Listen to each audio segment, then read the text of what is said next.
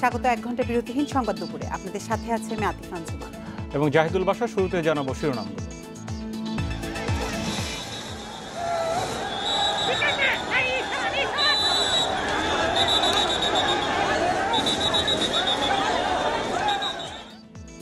Saudi ফেরার টিকিটের দাবিতে প্রবাসীদের বিক্ষোভ ভাঙচুর, পরিস্থিতি নিয়ন্ত্রণে পুলিশের লাঠিচার্জ।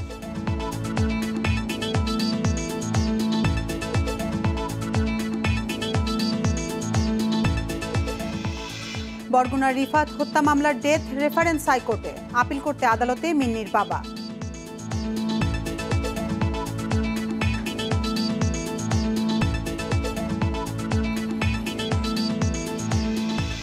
অস্ট্রেলিয়ায় স্বাস্থ্যের আফজালের বিলাসবহুল বাড়ি, অর্থ সম্পদ লুকানোর চেষ্টায় স্ত্রী ও স্বজনেরা।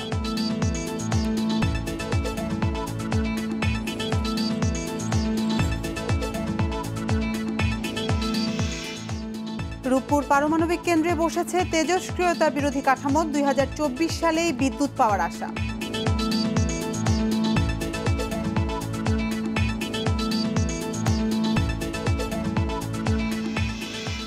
এবং করোনাকে হারিয়ে দ্রুত কাজে ফেরার আশায় ট্রাম্প, তার অসুস্থতায় বিচলিত চীন, দাবি CNN।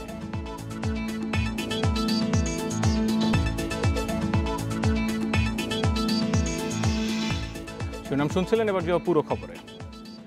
টিকিটের দাবিতে আজও রাজধানীর কারওয়ান বাজারে সৌদি এয়ারলাইন্সের অফিসের সামনে বিক্ষোভ করেছেন প্রবাসীরা। বিক্ষোভের এক পর্যায়ে তারা সোনারগাঁও হোটেলের গেটে ভাঙচুর চালায়। ঘটে পুলিশের সাথে ধস্তাধস্তির ঘটনাও। পরিস্থিতি নিয়ন্ত্রণে পুলিশ এক পর্যায়ে লাঠিচার্জ করে তাদের ছত্রভঙ্গ করে দেয়।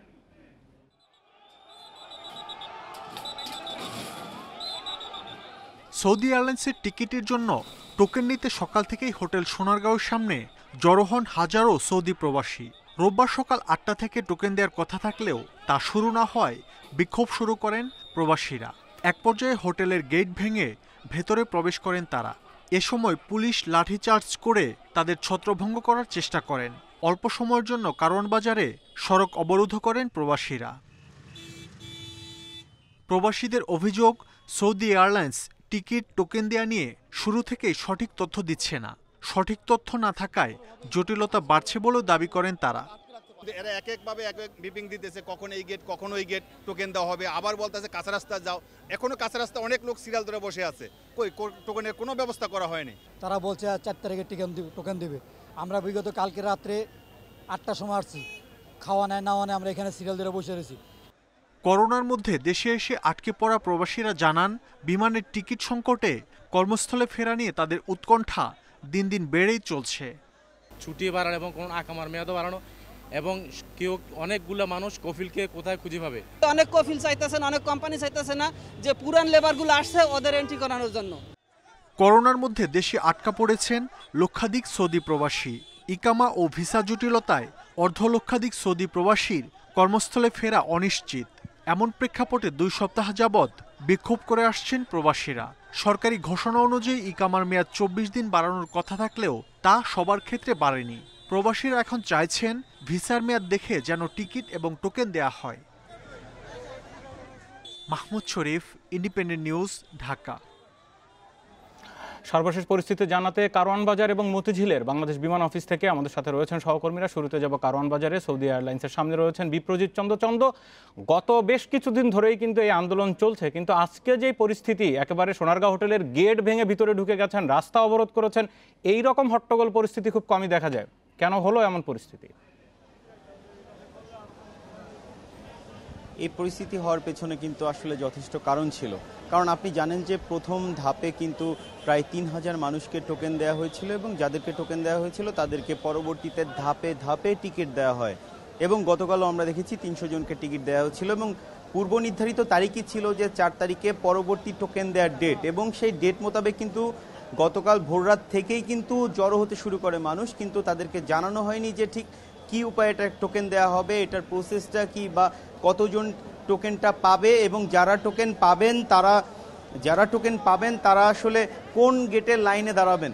তো ভোররাত থেকে আমরা দেখতে পেয়েছি যে আসলে প্রতিটা গেটেই অসংখ্য মানুষ ভিড় করেছেন, এবং সকাল 8টা পার হয়ে যাওয়ার পরও যখন আসলে তাদেরকে টোকেন দেওয়ার বিষয়ে কোনোরূপ অগ্রগতি দেখাতে পারছিল না সৌদি এয়ারলাইন্স, ঠিক তখনই কিন্তু তারা বিক্ষুব্ধ হয়ে পড়ে।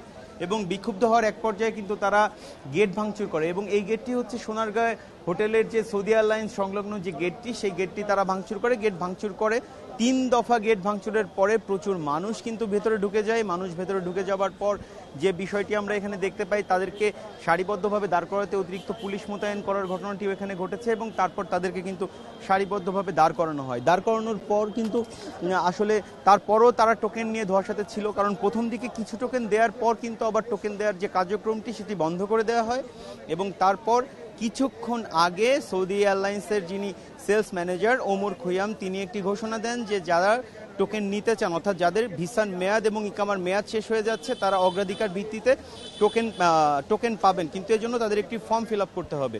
তো সেই মর্মে একটি ফর্ম দেওয়া হয়, কিন্তু ফর্ম দেওয়ার পরই শুরু হয় নতুন বিশৃঙ্খলার, অর্থাৎ অল্প সংখ্যক ফর্ম দেওয়ার কারণে ফর্মটি আসলে কারাকারি করার বিপ্রজিৎ, সৌদি থেকে প্রবাসীরা যখন রেমিটেন্স পাঠান এবং সবচেয়ে বেশি রেমিটেন্স আসে সৌদি থেকে, এটা নিয়ে আমরাও খুব গর্বিত এবং দেশের জাতীয় অর্থনীতিতে বড় ধরনের ভূমিকা রাখছেন এই প্রবাসীরা। তাদের নিয়ে এই যে সংকট এবং দীর্ঘদিন ধরে চলছে, 10-15 দিন ধরে আন্দোলন করছে, কোথাও কি আসলে প্রশাসনিক কোনো ঘাটতি মনে হচ্ছে? তাদের ঠিকমতো খেয়াল খবর নেওয়া হচ্ছে না বা প্রশাসনিক দুর্বলতা আছে কোথাও? দেখুন, ঘাটতির প্রথম জায়গাটা হচ্ছে তথ্য বিভ্রাট। একজন প্রবাসীও ঠিকঠাক জানেন না যে তিনি কবে টোকেন পেতে যাচ্ছেন, কোন সিরিয়ালে দাঁড়ালে তিনি টোকেন পাবেন, অথবা আজকে কতজনকে দেওয়া হবে, আগামীকাল কতজনকে টোকেন দেওয়া হবে। এই যে পুরো বিষয়টি, এই বিষয়টি সম্পর্কে প্রত্যেকটা প্রবাসী কর্মীর অজ্ঞতা, অর্থাৎ এই বিষয়ে তাদের কাছে বিন্দুমাত্র কোনো তথ্য দেয়া হয়নি সৌদি এয়ারলাইন্সের পক্ষ থেকে।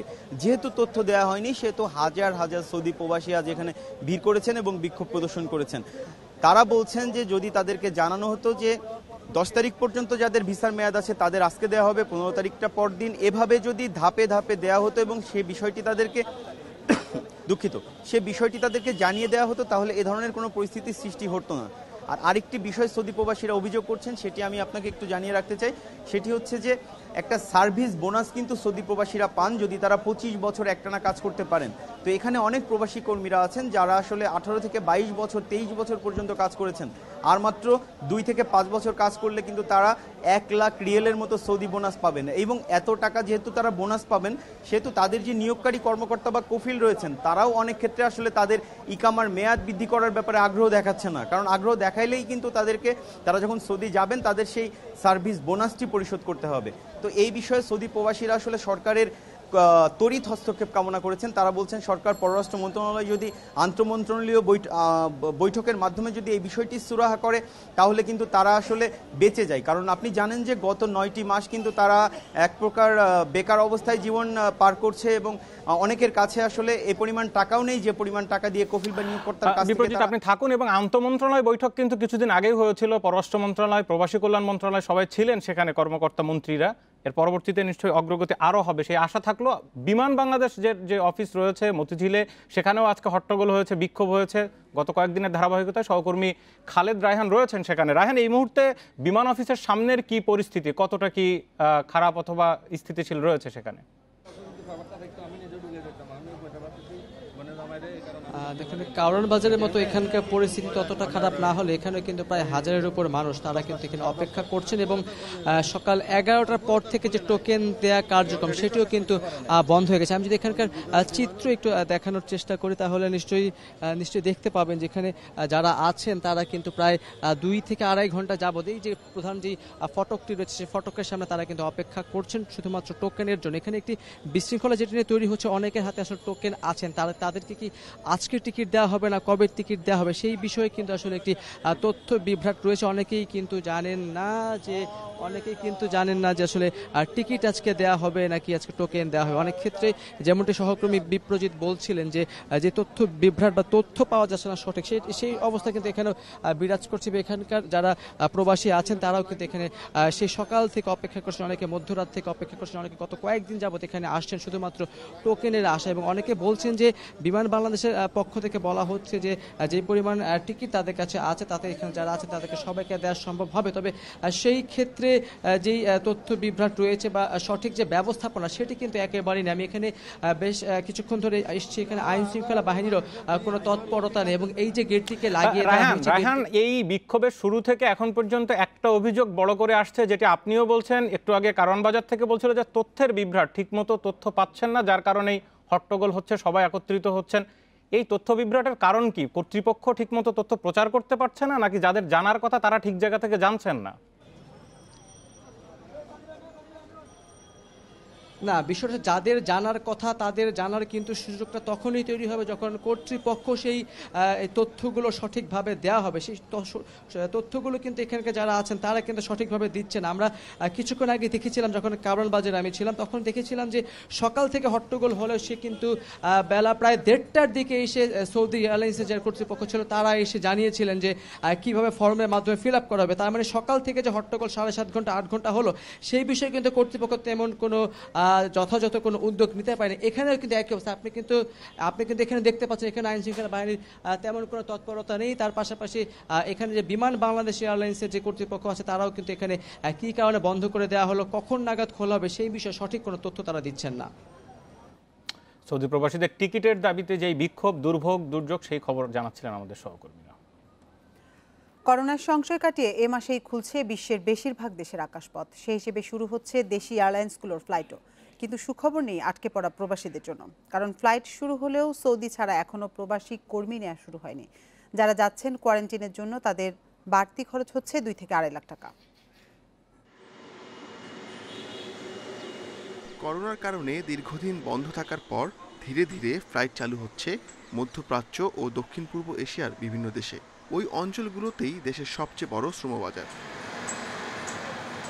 1 অক্টোবর থেকে সিঙ্গাপুর ও ওমানে ফ্লাইট শুরু করেছে রাষ্ট্রীয় পতাকাবাহী প্রতিষ্ঠান বিমান। এছাড়াও নিয়মিত ফ্লাইট চলছে মালয়েশিয়া, সংযুক্ত আরব আমিরাত, সৌদি আরব সহ বিভিন্ন দেশে। কিন্তু সৌদি আরব ছাড়া কোনো ফ্লাইটেই পর্যাপ্ত যাত্রী পাওয়া যাচ্ছে না। মিডল ইস্টের প্রত্যেকেই তাদের রেজিস্ট্রেশন করা, কেউ কোয়ারেন্টাইন, ফর্মাল কোয়ারেন্টাইনে থাকা ইত্যাদি। যেমন দোহা, তারা বলছে 14 দিনের জন্য হোটেল ভাড়া করতে হবে, তো সেই কারণে এখন খুব অল্প সংখ্যক যেতে পারছে। একই অবস্থা বেসরকারি এয়ারলাইন্সগুলোরও। করোনার কারণে একদিকে যেমন পর্যটন কেন্দ্রগুলো বন্ধ, অন্যদিকে ভ্রমণ খরচও বেড়েছে, তাই বিদেশ যাত্রায় আগ্রহ কমেছে। যারাই যেতে পারছেন, যেসব ভিসাগুলো আসলে পারমিট করছে, তো সেখানে সেই প্যাসেঞ্জারদেরকে অপোজিট কান্ট্রিতে যেয়ে তাদেরকে কোয়ারেন্টাইন থাকার একটা ব্যবস্থা আছে, প্রায় 14 দিনের মতো কোয়ারেন্টাইন। সেটা আবার প্যাসেঞ্জারদেরকে আবার সেটা ক্যারি করতে হচ্ছে, যেখানে একটা বিষয়টা ব্যয়বহুল একটা ব্যাপার রয়ে গেছে। বিশেষজ্ঞরা বলছেন, বিদেশিদের প্রবেশে করোনার স্বাস্থ্যবিধি মানা সহ নানা শর্ত দিয়েছে বিভিন্ন দেশ। তার উপর নিজ খরচে 14 দিন কোয়ারেন্টিনে থাকার বাধ্যবাধকতাও অধিকাংশ দেশে।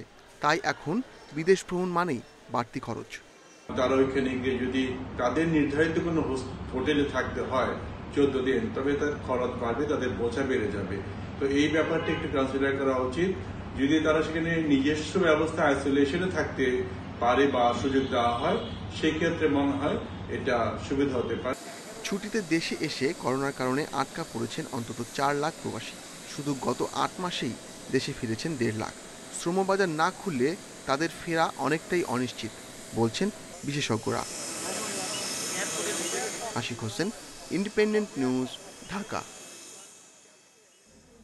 অবশেষে চালু হলো প্রতীক্ষিত সিলেট লন্ডন সরাসরি ফ্লাইট। বিমান কর্তৃপক্ষ জানায় এ মাসে 2 ও নভেম্বর থেকে সপ্তাহের বুধবার একটি করে ফ্লাইট চলবে এই রুটে। এই উদ্যোগকে স্বাগত জানিয়ে নিয়মিত ফ্লাইট চালুর পাশাপাশি ভাড়া কমানোর দাবি যাত্রীদের। 2011 সালে ওসমানী আন্তর্জাতিক বিমানবন্দর থেকে সিলেট লন্ডন সরাসরি ফ্লাইট চালু হয়। কিছুদিন চালু থাকার পর কুয়াশা এবং রিফুয়েলিং স্টেশন না থাকায় বন্ধ হয়ে যায় সেই ফ্লাইট। এরপর ঢাকা হয়ে ফ্লাইট চালু হলেও করোনার কারণে সেটিও বন্ধ থাকে। অবশেষে আন্তর্জাতিক সকল মানদণ্ড অনুসরণ করে প্রস্তুত করা হয় ওসমানী আন্তর্জাতিক বিমানবন্দর। রোববার সকালে 232 জন যাত্রী নিয়ে সোনারতরী বিমানটি উড়াল দেয় আকাশে। প্রতীক্ষার অবসান ঘটে প্রবাসী অধ্যুষিত সিলেটের যাত্রীদের। লন্ডন সরাসরি ফ্লাইট হচ্ছে, এতে আমরা খুব খুশি। আমি প্রথম এই ডিরেক্ট ফ্লাইটে আমরা লন্ডন যাচ্ছি, আর আমরা চাইবো যে আগামীতে যাতে এরকম ফ্লাইট চালু থাকে। বিমান কর্তৃপক্ষ জানায় এ মাসে 2টি ও নভেম্বর থেকে প্রতি বুধবার একটি করে ফ্লাইট চলবে এ রুটে। আমাদের এয়ারপোর্ট প্রস্তুতির পর ডিএফটি ইউকে তারা ইন্সপেকশন করে গিয়েছেন এবং গত 2 সপ্তাহ ধরে ইন্ডিপেন্ডেন্ট ভ্যালিডেটর ইন্সপেকশন করছেন। ওসমানী আন্তর্জাতিক বিমানবন্দরকে বিশ্বের অন্যতম বিমানবন্দরে রূপান্তরের কাজ চলছে। অচিরেই যুক্তরাষ্ট্র, কানাডা সহ আন্তর্জাতিক এয়ারলাইন্সের উড়োজাহাজ এ রুটে চলাচল করবে। ভাড়া কমানো সহ যাত্রীদের সকল ধরনের সুযোগ সুবিধা বৃদ্ধির আশ্বাস বেসামরিক বিমান পরিবহন ও পর্যটন প্রতিমন্ত্রীর। যেহেতু একটা ফ্লাইট, এটা ঢাকার থেকে এই মাসটা যাক, আগামী মাসে আমরা 2টা ফ্লাইট করব। 2টা ফ্লাইট করার ক্ষেত্রে একটা এখান থেকে হবে, এবং যখন আমরা 8টা ফ্লাইট আবার অপারেট করব, ম্যাক্সিমাম ফ্লাইটে সিলেট থেকে যাবে। এর আগে গত বৃহস্পতিবার ভিডিও কনফারেন্সের মাধ্যমে ওসমানী আন্তর্জাতিক বিমানবন্দরের নতুন টার্মিনাল নির্মাণ কাজের উদ্বোধন করেন প্রধানমন্ত্রী Sheikh Hasina. Independent news desk. বরগুনার আলোচিত রিফাত শরীফ হত্যা মামলায় তার স্ত্রী আয়শা সিদ্দিকা মিন্নি সহ 6 জনের মৃত্যুদণ্ড অনুমোদনের নথি হাইকোর্টে এসেছে। এদিকে রায়ে সংক্ষুব্ধ মিন্নির বাবা মোজাম্মেল হোসেন আপিল করার জন্য হাইকোর্টে এসেছেন। তিনি জানান, আইনজীবীর পরামর্শ অনুযায়ী হাইকোর্টে রায়ের বিরুদ্ধে আপিল করা হবে। গতকাল সন্ধ্যা 7টার দিকে 429 পৃষ্ঠার রায়ের কপি হাতে পান মিন্নির বাবা। রায়ের কপি হাতে পাওয়ার পরই উচ্চ আদালতে আপিলের জন্য ঢাকায় আসেন তিনি। এর আগে বরগুনার জেলা ও দায়রা জজ আদালত গত 30 সেপ্টেম্বর এ মামলার রায়ে নিহত রিফাত শরীফের স্ত্রী আয়শা আক্তার মিন্নি সহ 6 জনকে মৃত্যুদণ্ড দেয়। আর অভিযোগ প্রমাণিত না হওয়ায় 4 জনকে খালাস দেওয়া হয়। এই মামলায় অপ্রাপ্তবয়স্ক 14 আসামির মামলা শিশু আদালতে বিচারাধীন।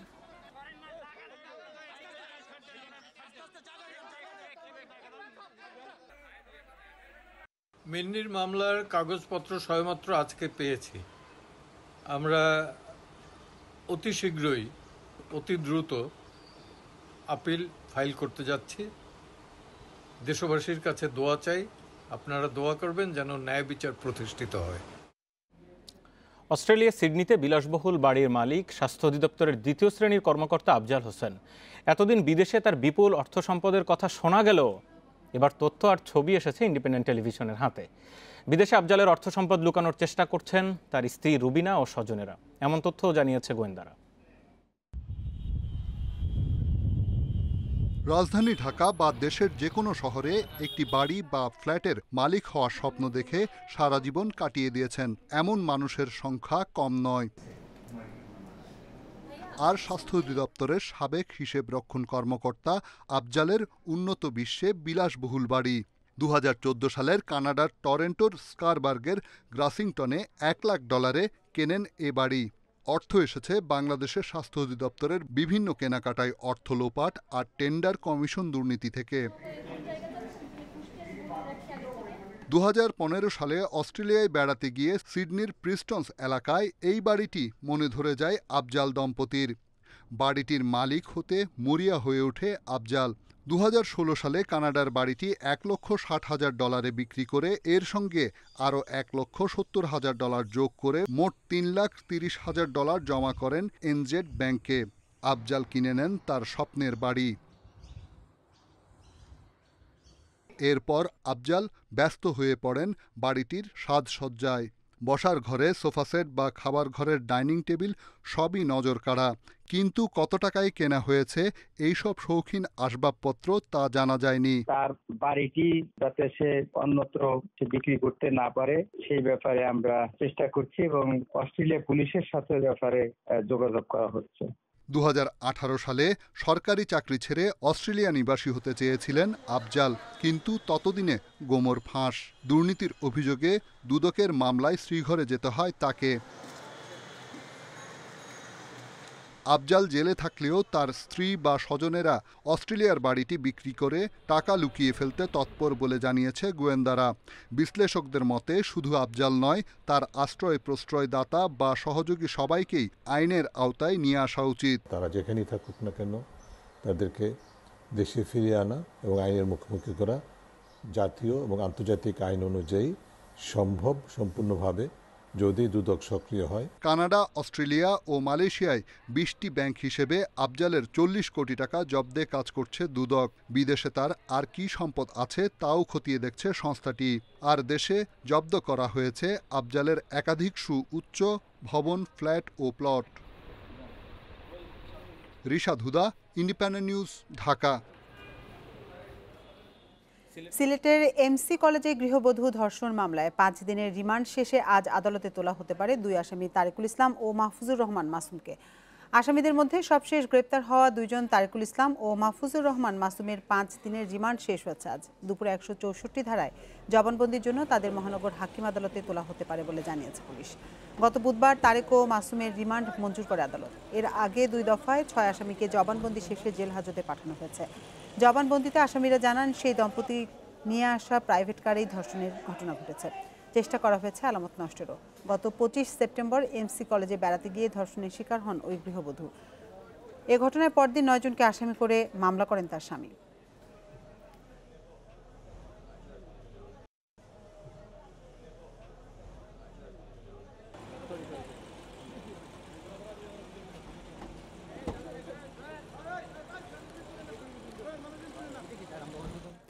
এ বিষয়ে বিস্তারিত জানাতে সিলেট থেকে আমাদের সাথে সরাসরি যুক্ত হয়েছেন মঞ্জুর আহমেদ। মঞ্জুর, 2 আসামি তারেকুল আর মাহফুজের 5 দিনের রিমান্ড শেষ, তাদের আজ আদালতে তোলার কথা রয়েছে, তো কখন নাগাদ তাদের আদালতে তোলা হতে পারে?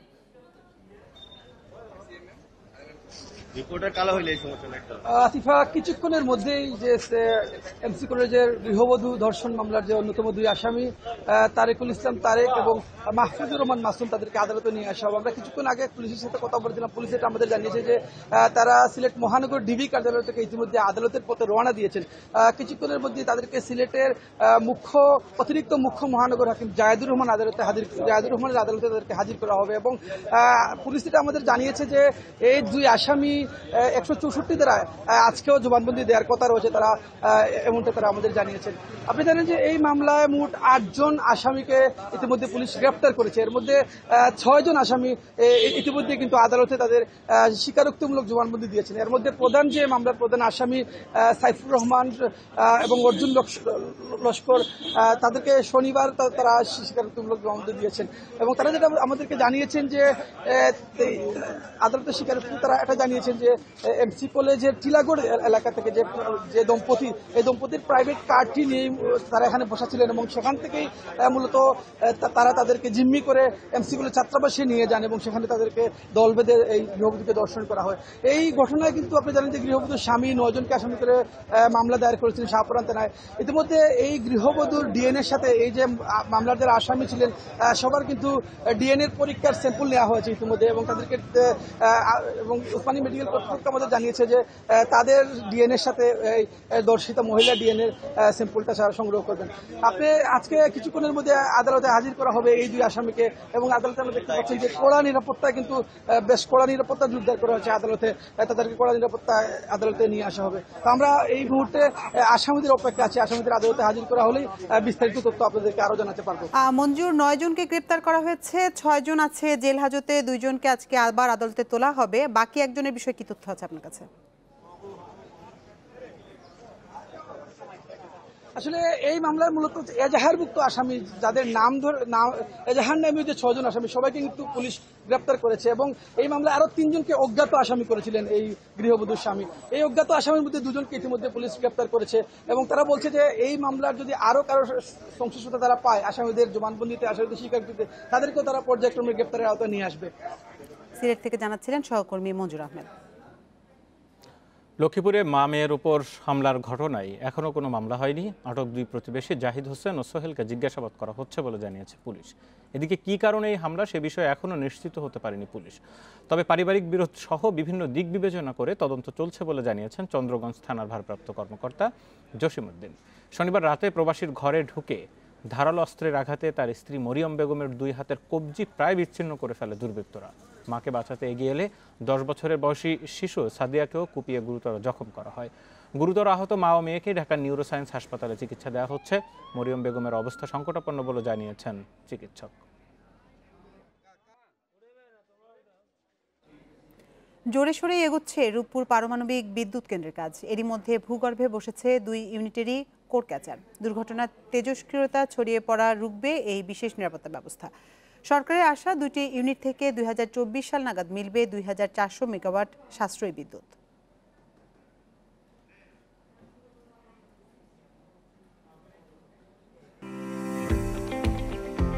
রাজধানী থেকে 220 কিলোমিটার দূরে পাবনার রূপপুর, সেখানেই হচ্ছে দেশের প্রথম পারমাণবিক বিদ্যুৎ কেন্দ্র।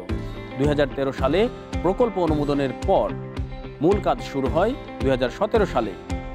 মূলত গ্যাস, তেল আর কয়লা পুড়িয়ে বিদ্যুৎ উৎপাদন হয় এদেশে। পারমাণবিক শক্তিকে কাজে লাগিয়ে বিদ্যুৎ উৎপাদন একেবারেই নতুন ধারণা।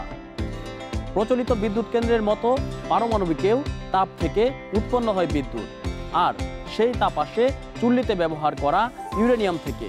বলা হয় সূর্যের মতো পরম শক্তির উৎস ইউরেনিয়াম। 1 টন কয়লা থেকে যে পরিমাণ শক্তি উৎপন্ন হয় তা পাওয়া যায় মাত্র 1 গ্রাম ইউরেনিয়াম থেকে। পারমাণবিক চুল্লিতে ইউরেনিয়াম জ্বালিয়ে নিউক্লিয়ার ফিশনের মাধ্যমে তৈরি হয় তাপ। সেই তাপে উৎপন্ন হয় বাষ্প, আর বাষ্পের চাপে ঘুরে টারবাইন। উৎপাদন হয় বিদ্যুৎ। কার্বনমুক্ত, পরিবেশ বান্ধব, টেকসই এবং একসাথে বেশি পরিমাণ বিদ্যুৎ দেয় এক একটি পারমাণবিক চুল্লি। রূপপুরে যে জেনারেশনের চুল্লি বসানো হচ্ছে তাতে যে কোনো দুর্ঘটনায় তেজস্ক্রিয়তা ছড়িয়ে না পড়ে চলে যাবে মাটির নিচে। এজন্য বসানো হয়েছে বিশেষ নিরাপত্তা কাঠামো কোর ক্যাচার। আর কেন্দ্রের চুল্লি ঠান্ডা রাখতে বসবে কুলিং টাওয়ার। এরই মধ্যে দৃশ্যমান হয়েছে পারমাণবিক চুল্লির ভৌত কাঠামো। রাশিয়ার কারখানায় তৈরি হয়ে গেছে 4টি স্টিম জেনারেটর। প্রথম ইউনিটের চুল্লির মূল অংশ, রিঅ্যাক্টর প্রেসার ভেসেল এবং স্টিম জেনারেটর দেশে পৌঁছাবে নভেম্বরের শুরুর দিকে। এখন নির্ধারিত সময়ে প্রকল্পের কাজ শেষ করাই বড় চ্যালেঞ্জ। যদিও রূপপুর পারমাণবিক বিদ্যুৎ কেন্দ্রের কর্মকর্তাদের দাবি, সময়ের ছক মেনেই চলছে নির্মাণ কাজ। আমরা আগামী বছর এই প্রথম ভাগেই আমরা বড় বড় যন্ত্রপাতি যেগুলো আছে, রিঅ্যাক্টর প্রেসার ভেসেল, আমাদের এই স্টিম জেনারেটর, টারবাইন, এগুলো আমরা প্রতিস্থাপন করব। তার মানে আমরা এই প্রকল্প যে টাইমলাইনে আগাচ্ছে তাতে আমাদের যে মূল শিডিউল সেটা আমরা অব্যাহত আজ পর্যন্ত রেখেছি, এবং আমরা আগামী 2024 সালের ফেব্রুয়ারি মাসে আমরা প্রথম ইউনিটে ফিউয়েল লোডিং করব। প্রকল্প ব্যয়ের সিংহভাগ ঋণ, প্রযুক্তি সহযোগিতা ও জ্বালানি সরবরাহ করছে রাশিয়া। প্রকল্প পরিচালনায়ও সহায়তা করবেন রুশ প্রকৌশলীরা। বিজ্ঞান ও প্রযুক্তি মন্ত্রীর আশ্বাস, দেশের প্রথম পারমাণবিক বিদ্যুৎ কেন্দ্র নির্মাণে কোনো ফাঁক রাখা হয়নি। মাননীয় প্রধানমন্ত্রী এরকম একটা ভেঞ্চার নিয়েছে যেটা আমাদের মতো দেশ এই ধরনের একটা কাজ করতে পারে, এটাও কিন্তু বাঙালি জাতির জন্য একটা অনেক বড় প্রাপ্তি আমি বলে মনে করি। তো এই সব চিন্তাগুলো কিন্তু আমাদের সারাক্ষণে মাথায় ঘুরে আর কি, এবং সেইভাবে আমরা কাজগুলো করছি।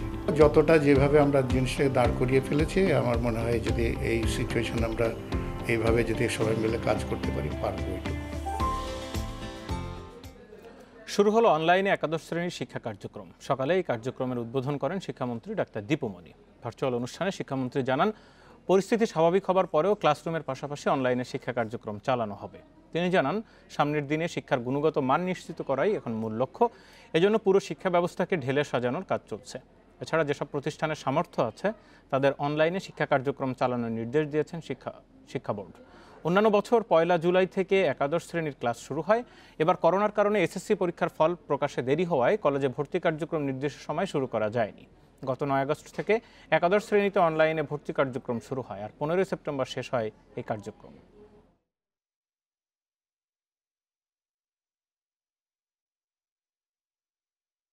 করোনা চলে গেলেই, যখনই যাক, চলে গেলেই যে আমরা এই অনলাইনকে বাদ দিয়ে দেবো তা কিন্তু নয়। তখন আমরা কি করব? তখন আমরা ক্লাসরুমে যেমন শেখাবো তার পাশাপাশি আমাদের অনলাইনে সেটিও থাকবে, ব্লেন্ডেড এডুকেশন সেটাকে বলে। তো আমরা সেটিও রাখবো, এবং সে ব্যাপারে আমাদের সমস্ত সিদ্ধান্তও হয়েছে। সৌদি আরবের ফেরার টিকিটের দাবিতে কারওয়ান বাজারে যে বিক্ষোভ হয়েছে সেখানে সোনারগাঁ হোটেলের গেট ভাঙচুর করা হয়েছে, সেই খবর আমরা আগে জানিয়েছি। এই মুহূর্তে প্রবাসীরা সরাসরি সড়ক অবরোধ করেছেন, সেখানে রয়েছেন আমাদের সহকর্মী বিপ্রজিৎ চন্দ্র। আমরা সরাসরি জানবো তার কাছ থেকে। বিপ্রজিৎ, মাত্র 2 ঘন্টার ব্যবধানে আবারও বিক্ষুব্ধ কারওয়ান বাজার, একেবারে খুবই ব্যস্ত সড়ক আটকে দেওয়া হলো, কি পরিস্থিতি? বাসার একটুখানি আগে আমি আপনাকে জানাচ্ছিলাম যে টোকেন দেওয়ার জন্য একটি ফর্ম পূরণ করতে বলা হয়েছিল সৌদি এয়ারলাইন্সের পক্ষ থেকে, অর্থাৎ ওই ফর্মে দেয়া তথ্য অনুযায়ী অগ্রাধিকার ভিত্তিতে টোকেন দেয়া হবে এরকম একটা তথ্য জানিয়ে তাদেরকে ফর্ম দেওয়া হয়েছিল। তো সেই ফর্ম কারাকারির কারণে অধিকাংশ ফর্মই কিন্তু ছিঁড়ে গিয়েছিল এবং প্রবাসীরা মনে করছেন এ কারণে নতুন একটি বিভ্রান্তি তৈরি হচ্ছে, যে কারণে এই ফর্ম দেওয়ার কারণে টোকেন প্রক্রিয়া আরও বিলম্বিত হবে।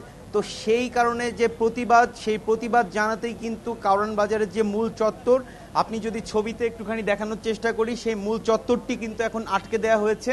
চারপাশে অসংখ্য গাড়ি গত 15 থেকে 20 মিনিট ধরে স্থির হয়ে দাঁড়িয়ে আছে। ভোগান্তির চরমে এই মুহূর্তে আসলে বেশ কিছু গাড়ি রং সাইড দিয়ে এই রাস্তাটি পার হবার চেষ্টা করছিল, তখন কিন্তু সৌদি প্রবাসীদের সঙ্গে চালকদের অনেক বাকবিতণ্ডার দৃশ্য আমরা খেয়াল করেছি। তো সব কিছু মিলিয়ে এখন কিন্তু কারওয়ান বাজার এই এলাকাটি পুরো স্থবির হয়ে পড়েছে এবং আপনি খুব স্বভাবতই বুঝে থাকবেন যে যার প্রভাব কিন্তু পুরো ঢাকা শহরেই পড়বে কিছুক্ষণের মধ্যে। কারণ এদিকে যদি আমি বলি ফার্মগেট থেকে কারওয়ান বাজার গামী যে যানবাহনগুলো শাহবাগ যায় তার পুরোটা রাস্তা কিন্তু আটকে দেওয়া হয়েছে, আবার ওদিক থেকে শাহবাগ থেকে ফার্মগেটগামী যানবাহনগুলো এই মুখে আটকে দেওয়া হয়েছে, অর্থাৎ পুরো রাস্তাটি কিন্তু এখন বন্ধ রয়েছে, কোনো যানবাহন চলাচল করতে পারছে না। এবং এই কারওয়ান বাজারের যে মূল চত্বরটি গোল চত্বরের চারপাশে কিন্তু সৌদি প্রবাসী কর্মীরা অবস্থান নিয়েছেন এবং তারা এই পাশের পুরো গাড়ি ঘোড়াগুলি আটকে দিয়েছেন। তাদের একটি দাবি এখন যে টোকেন দেওয়ার আগে যে ফর্ম পূরণ করতে বলা হয়েছিল সেই ফর্ম পূরণ করলে ঝামেলা আরও বাড়বে, এমনটাই মনে করছেন তারা।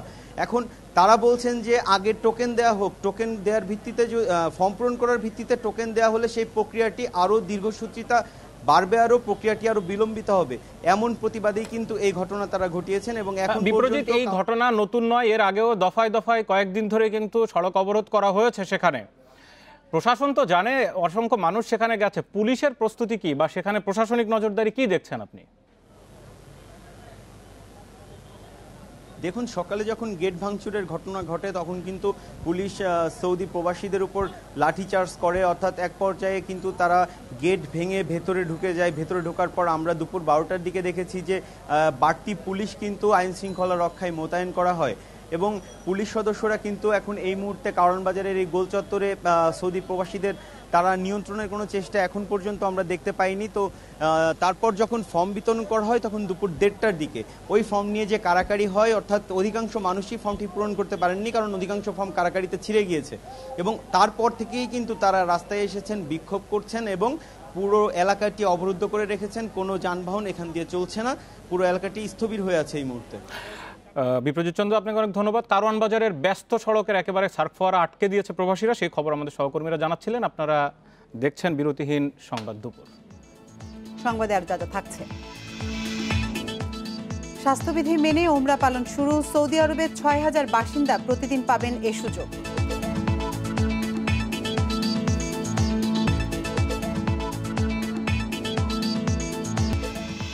দেশের ৩৬টি সরকারি মেডিকেল কলেজে অধ্যাপকের ৫৯ ভাগ পদই খালি। নেফ্রোলজি ও সার্জিক্যাল অনকোলজির মতো গুরুত্বপূর্ণ ৪ বিভাগে নেই একজন অধ্যাপকও।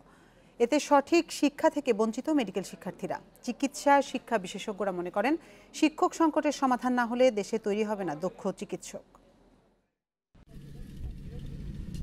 পাবনা মেডিকেলে ৩৫০ শিক্ষার্থীর বিপরীতে শিক্ষকের পদ ২৭টি, অথচ মাত্র ১৭ জন দিয়ে চলছে পাঠদান। সাতক্ষীরা মেডিকেল কলেজে ফিজিওলজি বিভাগে কোনো শিক্ষকই নেই। অ্যানাটমি ও ফরেনসিক মেডিসিন চলছে একজন শিক্ষক দিয়ে। এখানে ৭৭ পদের বিপরীতে আছেন ৫৫ জন।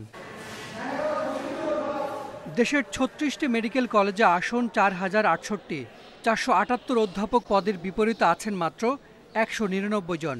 সে হিসেবে অধ্যাপকের ৫৯ ভাগ পদই খালি, আর সহযোগী অধ্যাপকের ৭৩২টির মধ্যে ৪১০টি পদ শূন্য।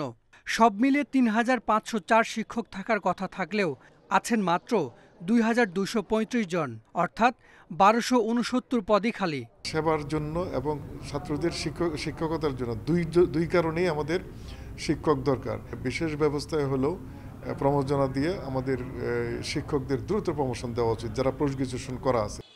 Nephrology, surgical oncology, paediatric urology ও স্পোর্টস মেডিসিন বিভাগে দেশের কোনো সরকারি মেডিকেল কলেজে অধ্যাপকই নেই।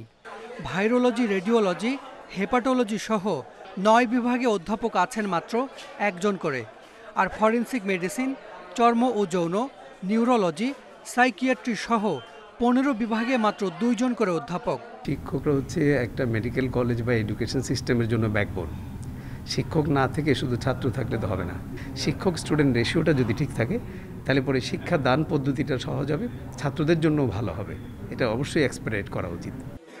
ঢাকার বাইরে নিয়োগপ্রাপ্ত অনেক শিক্ষকই আবার ব্যস্ত রাজধানীর ব্যক্তিগত চেম্বারে। এই অবস্থায় দায়সারা শিক্ষা পাচ্ছেন মেডিকেল শিক্ষার্থীরা। সংকট কাটাতে নেই দীর্ঘমেয়াদী কোনো পরিকল্পনাও। শিক্ষক নিয়োগের যে সংকটটা, এটা মোকাবেলা করার জন্য আমরা ইতিমধ্যে ওই মেডিকেল স্টুডেন্টদের সাপ্লিমেন্টারি পরীক্ষা নিতে যাচ্ছি অক্টোবরের লাস্ট 3rd উইকে। মেডিকেল শিক্ষায় মৌলিক 8 বিষয়ে পড়াশোনার পর আয় রোজগারের সুযোগ সুবিধা কম, তাই এই মৌলিক বিষয়গুলোতে শিক্ষক সংকটও বেশি। হাসান মিসবাহ, ইন্ডিপেন্ডেন্ট নিউজ, ঢাকা। যমুনা সহ উত্তরের বেশিরভাগ নদ নদীর পানি কমছে, তবে খাদ্য ও বিশুদ্ধ পানির সংকটে কয়েক জেলার পানিবন্দী মানুষ। ফসলের ক্ষতি নিয়ে দুশ্চিন্তায় এখন কৃষিজীবীরা। বগুড়ার বাঙালি নদীর পানি অপরিবর্তিত থাকলেও শনিবার থেকে কমছে যমুনার পানি। এদিকে চতুর্থ দফা বন্যায় তলিয়ে গেছে সারিয়াকান্দি সহ যমুনার তীরবর্তী বিভিন্ন নিচু এলাকা। বেশিরভাগ চর এলাকায় বাড়িতে পানি না উঠলেও ফসলি জমি পানিবন্দী থাকায় কর্মহীন হয়ে পড়েছেন কৃষকরা। গত 24 ঘন্টায় সিরাজগঞ্জ পয়েন্টে যমুনার পানি কমে এখন বিপদসীমার 1 সেন্টিমিটার উপর দিয়ে প্রবাহিত হচ্ছে। তবে ভাঙনের কবলে জেলার চৌহালি, শাহজাদপুর, এনায়েতপুর ও কাজিরপুর উপজেলায় বিস্তীর্ণ এলাকা এখন ভাঙনের কবলে। নাটোরের আত্রাই ও বারনই নদীর পানিও কমছে দ্রুত, তবে এখনও তা বিপদসীমার ওপরে রয়েছে। এর মধ্যে সিংড়া উপজেলার 2টি বাঁধ ভেঙে ক্ষতিগ্রস্ত বসতবাড়ি সহ প্রায় 3000 হেক্টর জমির ফসল। গাইবান্ধায়ও কমছে নদ নদীর পানি। নদীর পানি কমে আজ করতোয়ার পানি বিপদসীমার 104 সেন্টিমিটার ও ঘাঘটের পানি বিপদসীমার 6 সেন্টিমিটার ওপর দিয়ে প্রবাহিত হচ্ছে। 4 উপজেলার 20 ইউনিয়নের প্রায় 1.5 লাখ মানুষ এখন পানিবন্দী। খাদ্য ও বিশুদ্ধ পানির সংকটে রয়েছেন তারা। এদিকে গত 27 সেপ্টেম্বর রেকর্ড বৃষ্টির জেরে তলিয়ে যাওয়া রংপুর শহরের পানি এখনও নামেনি। 1 সপ্তাহেরও বেশি সময় ধরে জলাবদ্ধতায় নাকাল নগরবাসী।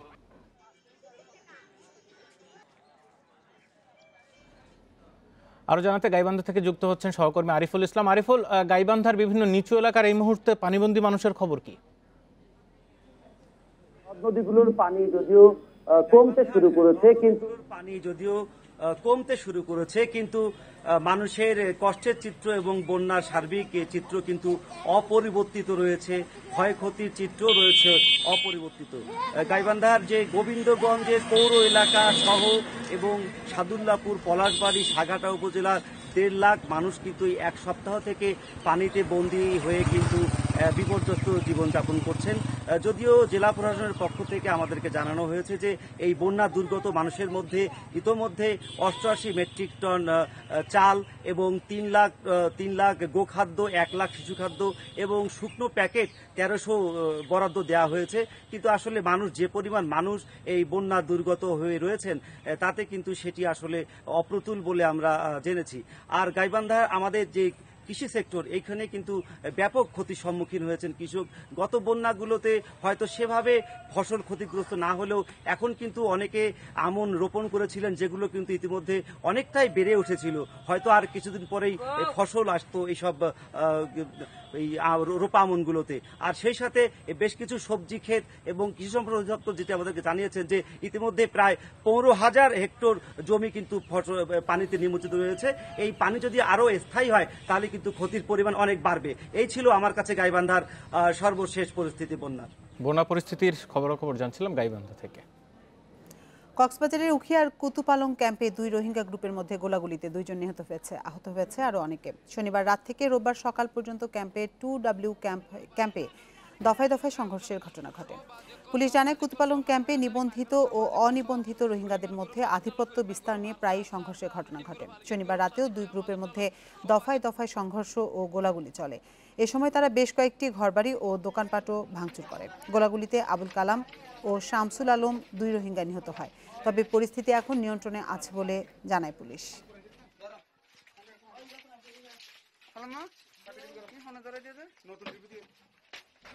ডোনাল্ড ট্রাম্পের শারীরিক অবস্থা নিয়ে দুই ধরনের বক্তব্যের মাঝে এক ভিডিও বার্তায় মার্কিন প্রেসিডেন্ট জানিয়েছেন আগামী কয়েকদিন তার করোনা চিকিৎসার আসল পরীক্ষা হবে।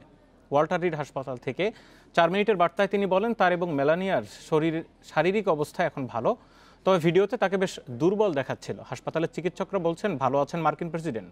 তবে হোয়াইট হাউসের চিফ অফ স্টাফ জানিয়েছেন আগামী 2 দিন ট্রাম্পের জন্য ঝুঁকিপূর্ণ।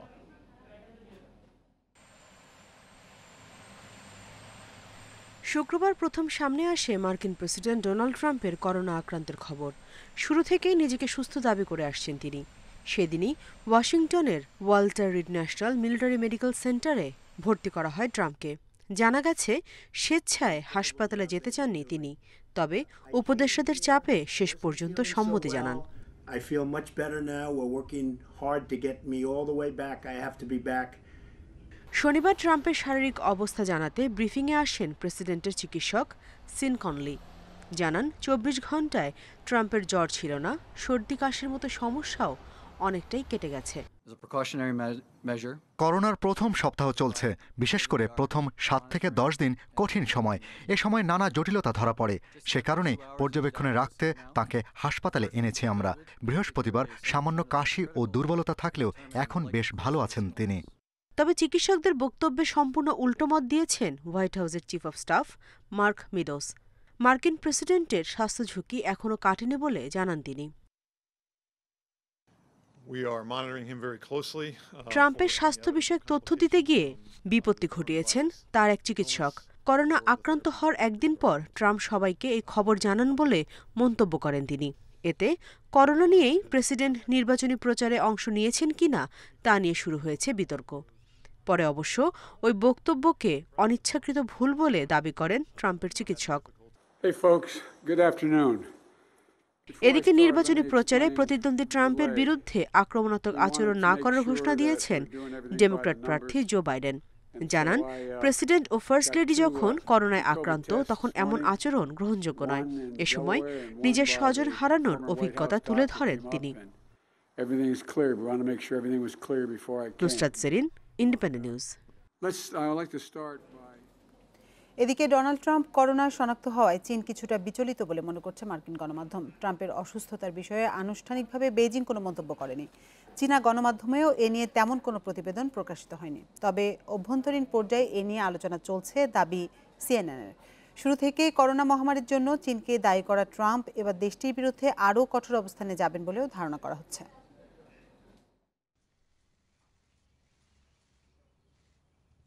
বিশ্বজুড়ে করোনা মহামারী ছড়িয়ে পড়ার পেছনে শুরু থেকেই চীনকে দায়ী করে আসছেন মার্কিন প্রেসিডেন্ট ডোনাল্ড ট্রাম্প। সবশেষ 30 সেপ্টেম্বর নির্বাচনী বিতর্কেও অন্যতম কেন্দ্রবিন্দুতে ছিল করোনা ইস্যু। সেদিনও যুক্তরাষ্ট্রের করোনার ভয়াবহতার জন্য সরাসরি বেইজিংকে দায়ী করেন ট্রাম্প। একদিকে যেমন করোনায় যুক্তরাষ্ট্রে 2 লাখের বেশি মানুষ মারা গেছে, অন্যদিকে করোনা মোকাবেলায় সফল চীন এখন গোল্ডেন উইক উদযাপনে ব্যস্ত। মার্কিন প্রেসিডেন্টের করোনা শনাক্ত হওয়াকে ট্রাম্পের কর্মফল বলছেন চীনের সাধারণ নাগরিকরা। মাইক্রোব্লগিং ওয়েবসাইট উইবোতে নানাজনের মন্তব্যে উঠে এসেছে ট্রাম্পের করোনা আক্রান্ত হওয়া মূলত চীনের ন্যাশনাল ডের উপহার। আবার চীনের রাষ্ট্রীয় সংবাদ মাধ্যম গ্লোবাল টাইমসের সম্পাদক হু শিনজিন মনে করেন করোনা ভাইরাস নিয়ে ট্রাম্প দীর্ঘদিন ধরে যে জুয়া খেলছে তারই মূল্য দিতে হচ্ছে তাকে। চীনের ক্ষমতাসীনদের ঘনিষ্ঠ হিসেবে পরিচিত হু শিনজিন টুইটারে এই পোস্ট দেওয়ার পর কিছুক্ষণের মধ্যেই অবশ্য তা মুছে দেন। ট্রাম্পের অসুস্থতায় সারা বিশ্বে তোলপাড় হলেও চীনের বেশিরভাগ রাষ্ট্রীয় গণমাধ্যমে এটি খুব একটা গুরুত্ব পায়নি। আর এর মাধ্যমেই চীনের বিচলিত হওয়ার ইঙ্গিত মেলে বলে দাবি মার্কিন সংবাদ মাধ্যম সিএনএনের।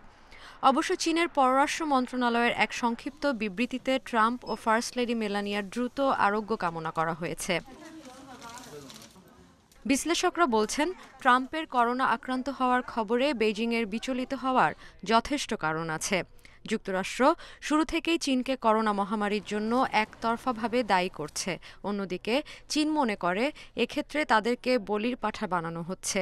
মার্কিন নির্বাচনেও বেইজিং একটি বড় ইস্যু হয়ে ওঠাতে অসন্তুষ্ট চীন। এরই মধ্যে বেশ কয়েকজন রিপাবলিকান টুইট করেছেন চীন তাদের প্রেসিডেন্টের ওপর করোনা ভাইরাস দিয়ে হামলা চালিয়েছে। Sadia Afrin, independent news. করোনার মধ্যে সীমিত পরিসরে আজ খুলছে মক্কা। 7 মাস বন্ধ রাখার পর কঠোর স্বাস্থ্যবিধি মেনে ওমরা পালনের সুযোগ দেওয়া হচ্ছে মুসল্লিদের। আপাতত সৌদি আরবে বসবাসকারীরাই এই সুযোগ পাবেন। আজ থেকে প্রতিদিন 6000 মুসল্লি ওমরা পালনের অনুমতি পেলেও সময়ের সঙ্গে তা বাড়বে। এরপর 18 অক্টোবর থেকে দ্বিতীয় ধাপে তা বাড়িয়ে 15,000 করা হবে। আর তৃতীয় ধাপে 1 নভেম্বর পুরোপুরি চালু হবে ওমরা হজ। এই ধাপে বিদেশিরাও এতে অংশ নিতে পারবেন। সে সময় 20,000 মুসল্লি ওমরা পালন করতে পারবেন। মসজিদে নামাজ আদায় করতে পারবেন 60,000।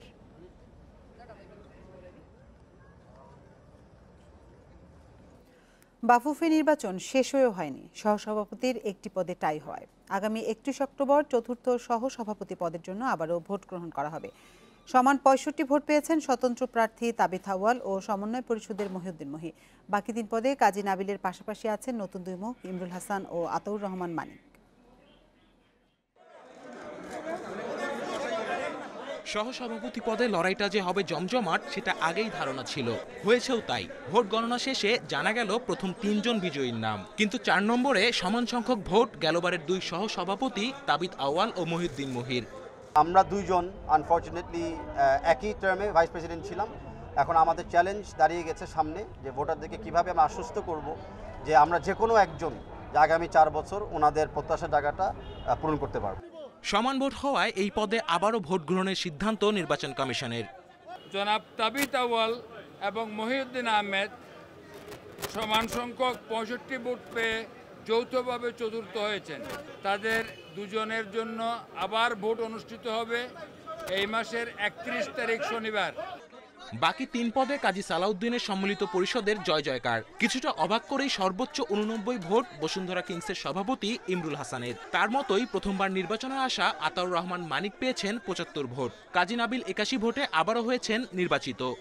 আশা ছিল উপরের দিকে থাকবো। আমি ডেলিগেটদের সাথে কথা বলে যেটা আমাদের বিশ্বাস যে জন্মেছিল ঠিক সেটাই ঘটেছে। আগামী 3রা নভেম্বরের মধ্যে আমরা ডিভিশন এবং ডিস্ট্রিক্টগুলোকে নিয়ে বসবো। আমরা যেসব অসুবিধাগুলো আছে এটা খুব শীঘ্রই দূর করব এবং যেটা কমপ্লেক্সের কথা আমরা বলেছি সেটা নিয়ে আমরা খুব শীঘ্রই বসে একটা আলোচনা করে সিদ্ধান্ত নেব। কাজী সালাউদ্দিন প্যানেলে সহসভাপতি পদে ফেল করেছেন আমিরুল ইসলাম বাবু, পেয়েছেন 56 ভোট। পুলিশ এফসির মারুফ হাসানের ভোট 61। সমন্বয় পরিষদের আব্দুল্লাহ আল ফুয়াদ পেয়েছেন 48 ভোট। কামরুল হাসনাত, ইন্ডিপেন্ডেন্ট নিউজ, ঢাকা। ইপিএলে রাতে ম্যানচেস্টার ইউনাইটেড টটেনহাম মুখোমুখি হবে। ওল্ড ট্রাফোর্ডে ম্যাচ শুরু রাত 9:30টায়। ইউনাইটেডের নতুন যোগ দেওয়া ডিবিকের খেলা নিয়ে অনিশ্চয়তা রয়েছে। হাঁটুর চোটে ফিল জনসন নেই। ইনজুরি না সারায় টটেনহ্যামের হয়ে এখনও মাঠে নামা হচ্ছে না গ্যারেথ বেলের। হ্যামস্ট্রিং চোটের কারণে সনও অনিশ্চিত। মাঠে দেখা যেতে পারে দলের নতুন আসা রেগুইলামকে। আরেক ম্যাচে সন্ধ্যা 7টায় মুখোমুখি হবে আর্সেনাল আর শেফিল্ড ইউনাইটেড। এই 2 দলের সবশেষ 5 দেখায় 3 জয় আর্সেনালের। এদিকে বুন্দেসলিগায় বর্তমান চ্যাম্পিয়ন বায়ার্ন মিউনিখের সঙ্গে লড়বে হার্থা বার্লিন। ম্যাচ শুরু রাত 10টায়। চোটের কারণে কোম্যান আর সানেকে ছাড়াই পরিকল্পনা সাজাচ্ছে বায়ার্ন কোচ।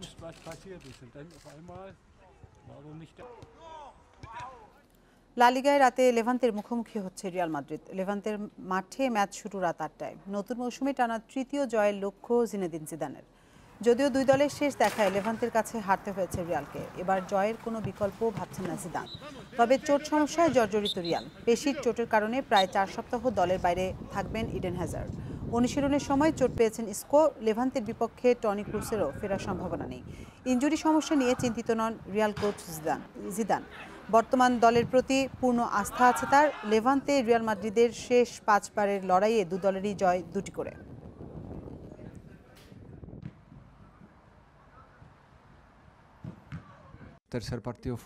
আমাদের 3য় অ্যাওয়ে ম্যাচ এটা। লেভান্তে শক্ত প্রতিপক্ষ।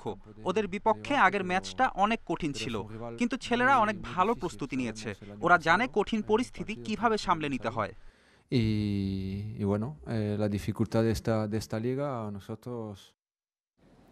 আর এই ছিল 1 ঘন্টা বিরতিহীন সংবাদ দুপুরের আজকের আয়োজন। এতক্ষণ সাথে থাকার জন্য ধন্যবাদ। ফেসবুক, ইউটিউব আর টুইটারে চোখ রাখুন, সংবাদের আরো বিস্তারিত জানতে।